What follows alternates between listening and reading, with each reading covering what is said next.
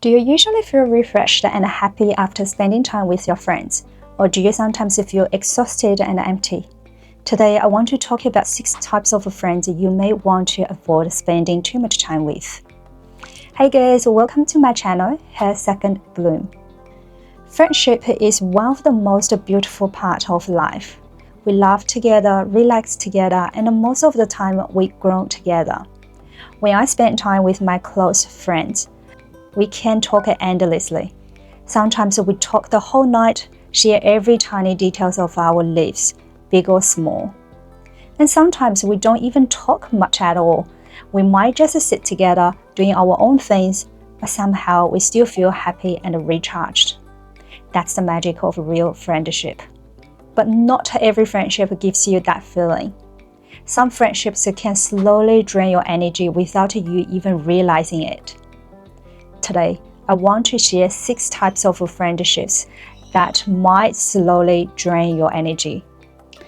The first type is the friend who is always on their phone.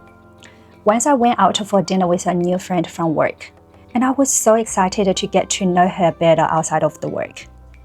We had a dinner and a dessert together, but during the whole time she kept checking her phone. She was replying to the group chat and messages with her besties.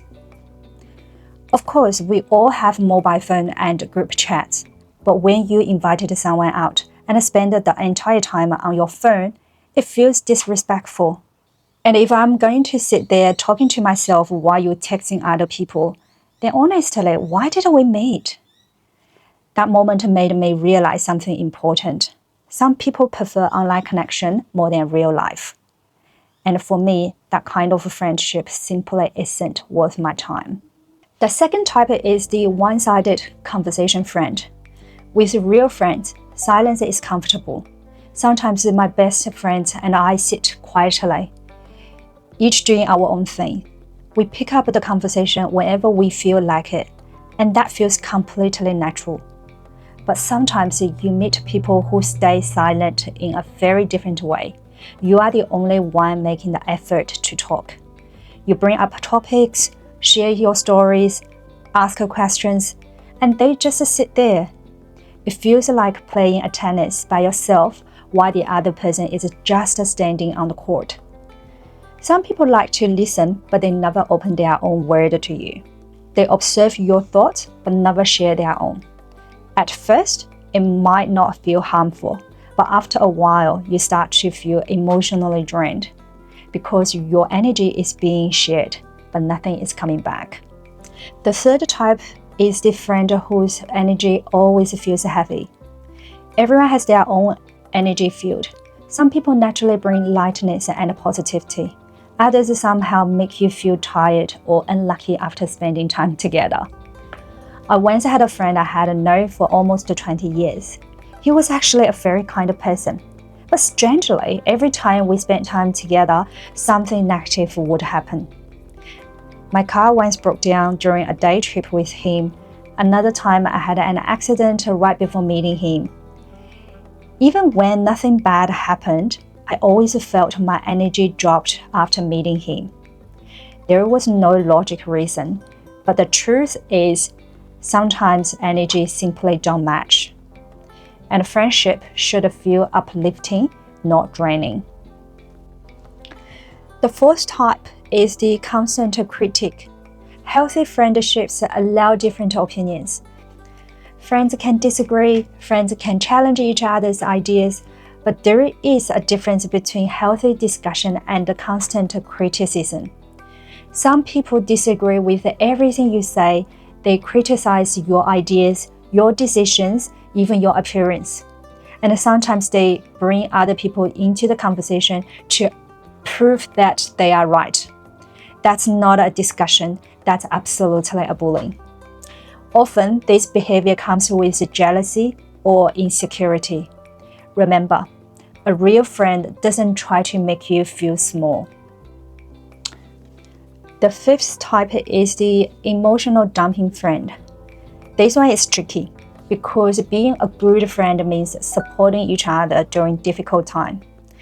Listening, being present, and offering comfort are all important parts of friendship. But sometimes a friendship turns into constant emotional dumping. I once had a friend who always complained about her life, her family, and her husband. I listened carefully and tried to offer suggestions. But every time we met, the same complaints repeated again and again, and she rejected every possible solution. Over time, our friendship slowly faded, not because she was a bad person, but because every interaction became emotionally exhausting. Friendship should include support, but it shouldn't become a never-ending cycle of negativity. The last type is the friend who doesn't value your time. This one is very important to me. Most things in my life I can do alone, but when I choose to spend time with a friend, it means something special. For example, when friends come to visit my home, I like to prepare a nice tea and some cakes.